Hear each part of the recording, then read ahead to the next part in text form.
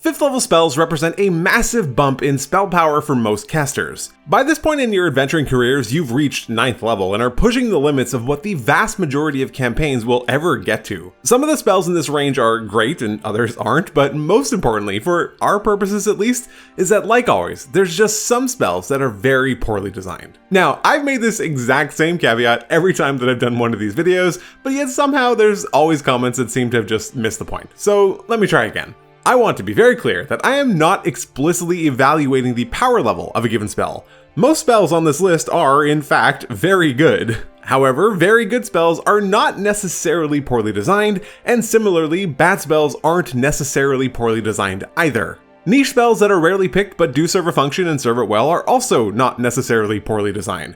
But to be even more clear, the power, or at least the relative power of its spell at its given level, can be a relevant element of design to consider, but it's just not the most important factor. And yes, obviously a DM can change or modify anything as they see fit, but that's just clearly not the point here. We are evaluating the text as written. The spells that I'm looking at fall into 3 main categories. Trap spells, ones that appear like they have some value or are good, but in reality they aren't. Then there's extreme outliers, spells that are just so disproportionately good or bad that their existence is actually problematic for the game as a whole. And finally, there's what I call answer spells. Think Goodberry, spells that effectively remove an entire challenge or pillar from a campaign by virtue of their very existence alone. So in no particular order, here we go. Thank you to everyone for helping my channel grow so much recently. There's been a lot of new subscribers, which is helping me get so much closer to my goal of 10,000 subs by the time that the revised 2024 PHB comes out in September. So if you want to help me get there, a sub to the channel would be amazing.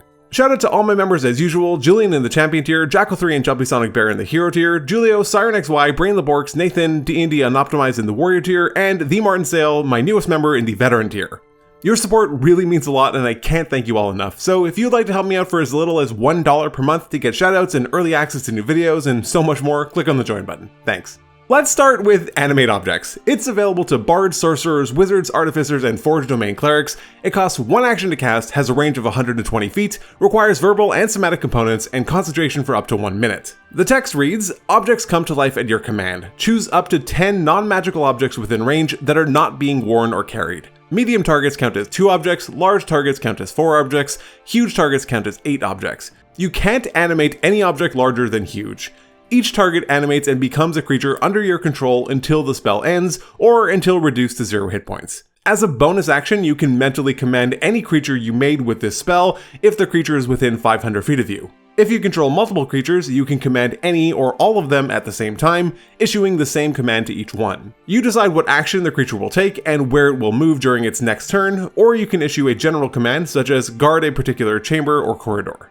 If you issue no commands, the creature only defends itself against hostile creatures. Once given an order, the creature continues to follow it until its task is complete. An animated object is a construct with AC, hit points, attacks, strength, and dexterity determined by its size. Its constitution is 10, and its intelligence and wisdom are 3, and its charisma is 1. Its speed is 30 feet. If the object lacks legs or other appendages it can use for locomotion, it instead has a flying speed of 30 feet and can hover. If the object is securely attached to a surface or a larger object, such as a chain bolted to a wall, its speed is 0. It has blind sight to a radius of 30 feet and is blind beyond that distance. When the animated object drops to 0 hit points, it reverts to its original object form, and any remaining damage carries over to its original object form. If you command an object to attack, it can make a single melee attack against a creature within 5 feet of it. It makes a slam attack with an attack bonus and bludgeoning damage determined by its size. The GM might rule that a specific object inflicts slashing or piercing damage based on its form. At higher levels, if you cast this spell using a spell slot of 6th level or higher, you can animate 2 additional objects per each slot level above 5th. I will be completely upfront here. I hate this spell. So I don't doubt that this is clouding my judgment in some capacity at least. But I hate it because of what it does to games, not just because I don't like what it does. In fact, I love the flavor of Animate Objects. I think it's cool as hell. It evokes such imagery that just about anyone would expect from a spellcaster of some kind, being able to turn their surroundings into weapons. The flavor is not the problem. I'm happy this spell exists. What I'm not happy about are the mechanics of the way that it functions. Firstly, Animate Objects suffers many of the same issues that it discussed when I covered Conjure Animals in my 3rd level spells video. Namely, it's outright abusive to action economy in the game. At least, unlike Conjure Animals, it doesn't require someone to go digging through dozens and dozens of stat blocks, but it makes up for that by allowing even more summons, namely up to 10 tiny summons, which, because of how it works, is realistically the only option that people are choosing. And yes, I know there are other choices that are sometimes very nichely good, I get it. But also, upcasting this allows for even more summons. It's just too much. Animate Objects offers something of a template to choose from when animating objects. Those that have been on my channel for a while would think that this would be music to my ears, since I have been very in favor of wild shape templates since they were first introduced, but let me tell you that these are much worse. The biggest problem with these templates is that these smaller objects use dexterity to determine their attack and damage to hit modifiers, whereas the larger ones use strength instead. This leads to a few different problems and explains why players are incentivized to select the tiny option over anything else. Because the tiny objects use dexterity, for which their score is 18, they get a much more favorable initiative modifier of any of the other selections, as it's sitting at a +4. So not only are you more likely to have your objects placed in a good position in the round, but you then get to break it up by taking 10 consecutive attacks. All of them are hitting with a +8 and dealing 1d4 +4 damage, averaging 6.5 per hit or 65 over the single turn. This is just insanely good and so much better than any of the larger options, at least as far as damage output is concerned. Technically, choosing small objects instead of tiny yields the same average damage, though it has a higher damage potential, but comes at the expense of a worse initiative and armor class. It comes with more hit points, but realistically, at 9th level, the difference between 20 and 25 is trivial. Even if you chose the huge option, which deals 2d12 +4 damage, that only averages to 17. But I can hear you say, if you chose the huge option, you can choose 2 more tiny creatures, and this is true. So if we add the 13 average damage that we would get from those, we still only end up at 30. That's less than half of the damage output of choosing 10 tiny creatures, and this has a much worse initiative score and armor class. It's clear what they were trying to do here. The ideas are cool. They wanted to give tons of flexibility in the way that you can choose to cast the spell. And I know, there can be plenty of other reasons to cast a spell outside of combat, yes, but as long as you're in combat, you're realistically only choosing the tiny objects because they're just so much more potent and it makes no sense to select anything else. There's a few ways this spell could be addressed. Firstly, they could make it so everything uses strength and slightly rebalance the numbers a bit across the board. This would make tiny no longer be the default choice and actually give a reason to choose something else. But this doesn't solve the issue of action economy. When you cast a spell and when the creatures are attacking, the game effectively stops while the caster gets to take a seemingly infinite amount of turns in a row while everyone else just gets to watch a rock fly around hitting some demons or whatever. It's obnoxious. This could be addressed by turning the spell into something akin to the new conjure spells like we've seen in the 2024 playtest documents, or if they were to incorporate better and more consistent rules for swarms or other multi-creature attacks. Next up is Enervation. I'll be completely real, I had never read this spell prior to preparing this script, and now that I have, I wish that I could revert to my blissful ignorance. If you saw my first level spells video where I talked about Witch Bolt, this is basically that, again, but 4 levels more expensive for reasons, and kind of worse sometimes. Enervation is available to sorcerers, warlocks, and wizards. It costs 1 action to cast, has verbal and somatic components, and requires concentration for up to 1 minute. The text reads, "A tendril of inky darkness reaches out from you, touching a creature you can see within range to drain life from it. The target must make a dexterity saving throw. On a successful save, the target takes 2d8 necrotic damage, and the spell ends. On a failed save, the target takes 4d8 necrotic damage, and until the spell ends, you can use your action on each of your turns to automatically deal 4d8 necrotic damage to the target. The spell ends if you use your action to do anything else, if the target is ever outside of the spell's range, or if the target has total cover from you. Whenever this spell deals damage to a target, you regain hit points equal to half the amount of necrotic damage that the target takes. At higher levels, when you cast a spell using a spell slot of 6th level or higher, the damage increases by 1d8 for each slot level above 5th. So, on a successful save, the creature takes 2d8 necrotic damage, which, if you're keeping score, is in fact less than a firebolt, a cantrip, would do. But okay, they saved, so it's fair they shouldn't take that much anyway. So let's look at the best case scenario, when the target fails their saving throw. Now the target takes 4d8 necrotic damage to a single target that you also need to maintain your concentration on. But if you do, you get rewarded with the quote-unquote free 4d8 damage on the creature every turn.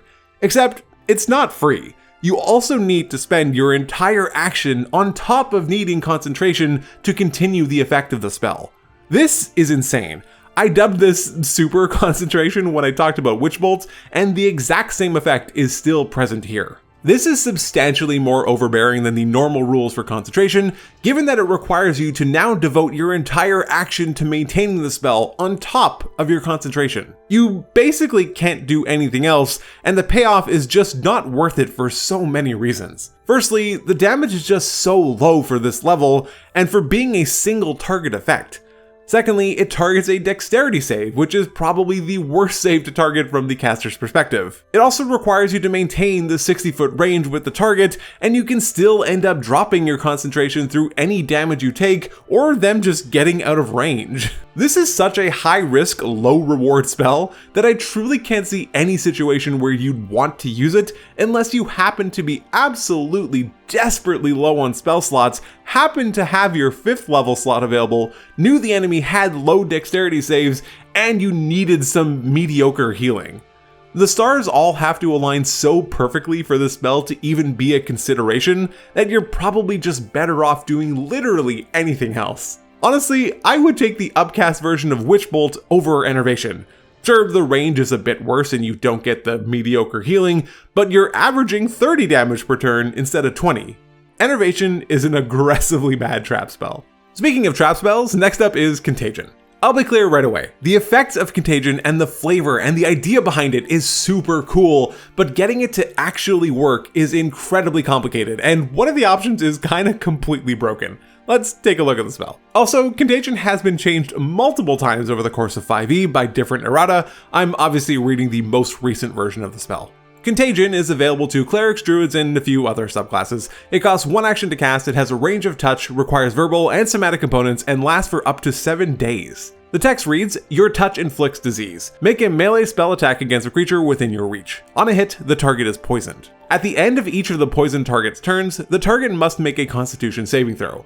If the target succeeds on 3 of these saves, it is no longer poisoned and the spell ends. If the target fails 3 of these saves, the target is no longer poisoned, but choose one of the diseases below. The target is subjected to the chosen disease for the spell's duration. Since this spell induces a natural disease in its target, any effect that removes the disease or otherwise ameliorates a disease's effect apply to it. Blinding Sickness. Pain grips the creature's mind and its eyes turn milky white. The creature has disadvantage on wisdom checks and wisdom saving throws and is blinded. Filth Fever. A raging fever sweeps through the creature's body. The creature has disadvantage on strength checks, strength saving throws, and attack rolls that use strength. Flesh Rot. The creature's flesh decays. The creature has disadvantage on charisma checks and vulnerability to all damage. Mind Fire. The creature's mind becomes feverish. The creature has disadvantage on intelligence checks and intelligence saving throws. And the creature behaves as if it were under the effect of the confusion spell during combat. Seizure. The creature is overcome with shaking. The creature has disadvantage on dexterity checks, dexterity saving throws, and attack rolls that use dexterity. Slimy Doom. The creature begins to bleed uncontrollably.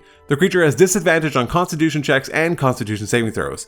In addition, whenever the creature takes damage, it is stunned until the end of its next turn. So, the thing about Contagion is that there's just so many steps to get it to work. If you're casting this in combat, it can take up to 6 rounds for it to fully take effect, which is wild. Very few combat encounters ever even make it to 6 turns, but even at its best, it's still 3 rounds. 3 rounds that require a successful attack roll and 3 failed constitution saving throws. This is a lot to ask. And I know that people will say that its intended use is for outside of combat, and while there might be an element of truth to that, the reality is that it isn't. It's very clearly a combat spell. It imposes the poison condition, which is admittedly a nice starting point, but poisoning for the cost of a 5th level spell isn't exactly worth it. But otherwise, essentially every effect imposes some kind of negative condition during combat, whether it's disadvantage on attack rolls, the blinded condition, being stunned after taking damage, a lot of vulnerabilities. But yeah, I mean, having your skin sloughing off so you have disadvantage on charisma checks can be a thing, but not really. I get that there's a scenario where you would cast this on the creature, inflict them with the disease, wait a few days and come back once they've really settled in, but you've also then given them a chance to cure the disease, which is famously not very difficult in 5e. Another element to consider is that if the creature being targeted with Contagion is immune to poison, then they won't suffer the effects of the spell. And in case you were curious, there are 733 creatures in the game today that are immune to poison. That is over 25% of the creatures in the game. It's just such a profoundly slow spell that asks so much of the caster to make it work. And again, it's got such a cool theme and intent behind the spell. Even the saving throws, it all represents the disease slowly working its way through the body as you fight to keep it at bay. It's awesome. If I were to take a look at the spell, I would probably shift it away from being a largely combat-focused spell and move it more squarely into the territory of being a narrative spell, or one that can be used to inflict longer-term but less combat-relevant diseases. This would also require diseases to become more relevant to the game, but that's probably a discussion for another video. Oh, and if this does somehow manage to go off during combat, the Slimy Doom option is absolutely busted. I've talked about how insane this stun condition is in a game, given that there's almost no ways to get rid of it, but this one just triggers continuously provided that damage is dealt. This is a 100% death sentence. You may as well just end the fight there and save everyone some time. Next is Immolation, another spell that certainly falls into the category of being a trap, as it provides the allure of persistent damage, but fails to deliver in any meaningful way. This spell is available to sorcerers and wizards, it costs 1 action to cast, has a range of 90 feet, requires only verbal components, and concentration for up to 1 minute. The text reads, "Flames wreath one creature that you can see within range. The target must make a dexterity saving throw. It takes 8d6 fire damage on a failed save, or half as much on a successful one. On a failed save, the target also burns for the spell's duration. The burning target sheds bright light in a 30-foot radius, and dim light for an additional 30 feet. At the end of each of its turns, the target repeats the saving throw. It takes 4d6 fire damage on a failed save, and the spell ends on a successful one. The magical flames can't be extinguished by non-magical means. If damage from the spell kills the target is turned to ash." Immolation is just so disappointing on so many levels. Even if we compare it to everyone's favorite spell, Fireball, let's see how it stacks up. Bearing in mind that Fireball is a 3rd level spell, so it comes online as much as 4 levels earlier, Fireball has a range of 150 feet and can hit targets within a 20-foot radius sphere. It also costs 1 action, but doesn't require concentration. The effect is instantaneous and doesn't persist, so there is that. Immolation targets 1 creature for as much damage as Fireball can do to multiple, so the initial burst of Fireball is at worst the same as Immolation, and at best literally infinitely superior. So let's talk about that persistent damage then. Immolation requires concentration and additional saving throw failures in order to deal an additional 4d6 fire damage on each turn. That's an average damage of 14. As a 9th level caster, there are so many better things you can be doing with your concentration than sustaining 14 average damage on a failed save. Cast Animate Objects, for example. As another reference point, Firebolt, the cantrip, is averaging 11 damage at this point in the game, so if you're really committed to doing some solidly mediocre fire damage, you're probably better off just casting Firebolt and using your concentration again for anything else. If your 5th level spell slot is really burning a hole in your pocket, yes, pun intended, and you have nothing else better to use your concentration on, and you aren't concerned about damage output, then Immolation is a great pick. But if you're even a semi-rational human, I see no reason you'd want to pick this spell. The last spell on this list I think will come as a surprise to absolutely no one, and that is Wall of Force. This spell is just so good that it barely even makes sense, especially for its cost. Wall of Force is available to Wizards, Oath of Redemption Paladins, and Artillerists and Armorer Artificers. It costs 1 action to cast, has a range of 120 feet, requires verbal, somatic, and material components, and requires concentration for up to 10 minutes. The text reads, "An invisible wall of force springs into existence at a point that you choose within range. The wall appears in any orientation you choose, as a horizontal or vertical barrier, or at an angle. It can be free-floating or resting on a solid surface. You can form it into a hemispherical dome, or a sphere with a radius of up to 10 feet. Or you can shape a flat surface made up of 10 10-foot by 10-foot panels. Each panel must be contiguous with another panel. In any form, the wall is 1/4 of an inch thick. It lasts for the duration.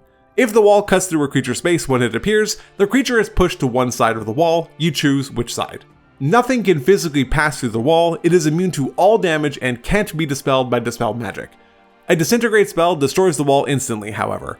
The wall also extends into the ethereal plane, blocking ethereal travel through the wall. This spell can be used in so many incredibly effective ways. It can shut down an entire encounter on its own by preventing access to certain creatures or areas. It can provide safety to someone or something. It can be used by a mind flayer to cut off one party member from the rest of their group while it eats away at their brain, and just so many more things. One fun quirk and feature of Wall of Force is that despite it being transparent, it does create an area of full cover behind it, which means that even though you can see through it to a target, you still can't target the creature or area of the ground on the other side of it because they're behind an area of full cover. The big problem with Wall of Force isn't that it's powerful or even that it can do any of those things that I just mentioned. All of that is totally fine. The problem is that outside of the Disintegrate spell, there is absolutely nothing that anyone can do about it. I'll quote Chris from Tree and Monk's Temple. Barriers of force should not be invulnerable. Objects can be broken. Walls can be broken. Barriers of force should be able to be broken. This is honestly the crux of it. There's no reason that Wall of Force shouldn't be able to be broken. It's an unnecessary feature to add to an already incredibly powerful spell. Even other things described as being made of force energy, like Big V's hand, have an armor class and hit points, and that's all that Wall of Force needs to bring it back down to reality. Give the wall an armor class. Chris suggested 15, and hit points. He also suggested 120 for each panel, and just be done with it. There's no need to get fancy with this spell or change the way that it functions otherwise. Just let it be broken in some way that doesn't require access and preparation of the Disintegrate spell. Wall of Force, even without invulnerability, is still an excellent spell. So that's it, those are my worst designed 5th level spells currently in Dungeons & Dragons 5th edition. Let me know how wrong I am in the comments, these are always my favorite part of these videos. Thanks for taking the time to watch, check out some of my other D&D videos, but otherwise, take care.